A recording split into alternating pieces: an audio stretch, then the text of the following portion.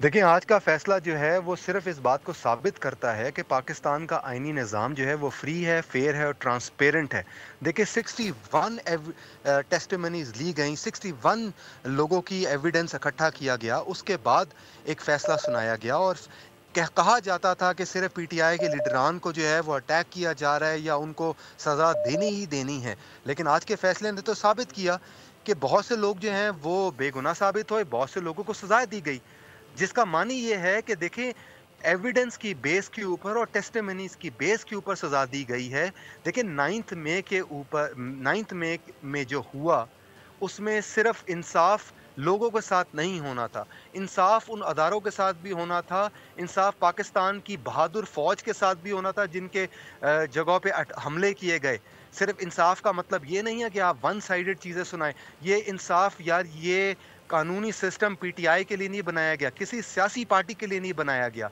ये इंसाफ कानून के तकाज़े में होना है, आइन के तकाज़े में होना है, जो आपका क्रिमिनल प्रोसीजर कोड है, उसके मुताबिक होना है। और आज का फैसला ये साबित करता है कि ये कोई ब्लैंकेट किसी के खिलाफ फैसले नहीं दिए जा रहे या किसी को फेवर नहीं की जा रही, जबकि सिर्फ टेस्टिमनी, एविडेंस, बयानात और जो आपके सामने ट्रायल में आपके सामने डॉक्यूमेंट्स और एविडेंस मौजूद था, उसके ऊपर फैसला किया गया। और आपने देख लिया कि जो इसमें मुलव्विस थे उनके खिलाफ फैसला हुआ।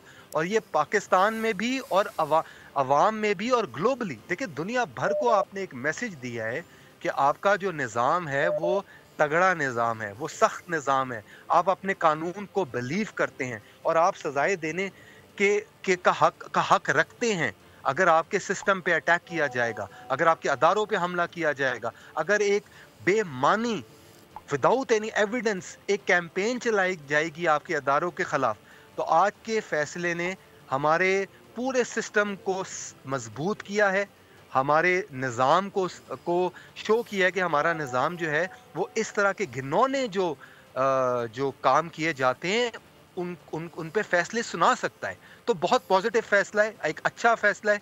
और जो तारीख है वो इस फैसले को एक अच्छी तरीके से याद रखेगी।